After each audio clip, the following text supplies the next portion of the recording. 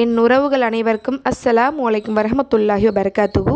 இன்றைக்கி நபி ஈசா அலைஹிவஸல்லம் அவர்கள் குறித்து குர்ஆன் என்ன சொல்லுதுங்கிறத சொல்ல போகிறேன்.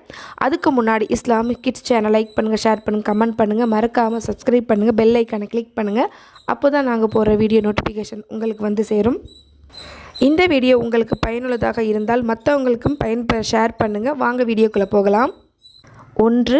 நபி ஈசா அலைஹிவஸல்லம் அவர்களால் உயிரற்ற பறவையை அல்லாஹ்வின் உதவியை கொண்டு உயிருள்ள பறவையாக மாற்ற முடியும்.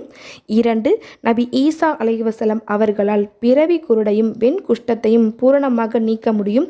ஆதாரம் அல் குர்ஆன் அத்தியாயம் 3 வசனம் 49. 3. மரணித்து விட்ட ஒருவரை அல்லாஹ்வின் உதவியை கொண்டு உயிரோடு கொண்டு வர முடியும். 4. நபி ஈசா அலைஹிவஸல்லம் அவர்கள் தன்னையோ தன்னுடைய தாயையோ என்றும் ஒரு கடவுளாக சித்தரித்தது இல்லை. அவர்கள் அல்லாஹ்வை மட்டுமே வணங்கி வழிபட்டவராக வந்தார்கள். ஆதாரம் அல் குர்ஆன் அத்தியாயம் 5 வசனம் 116.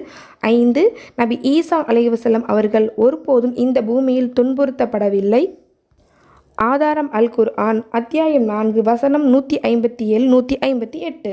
6. நபி ஈசா அலைஹிவஸல்லம் அவர்களின் பிறப்பு இந்த மனித குலத்திற்கு மிகப்பெரிய அத்தாட்சியாகும். ஆதாரம் அல் குர்ஆன் அத்தியாயம் 3 வசனம் 47. 7. நபி ஈசா அலைஹிவஸல்லம் அவர்களின் வருகை கியாமத் நாளின், அதாவது உலக முடிவு நாளின் மிகப்பெரிய அடையாளங்களில் ஒன்றாகும். ஆதாரம் நூல் சஹீஹ் மற்றும் முஸ்லிம்.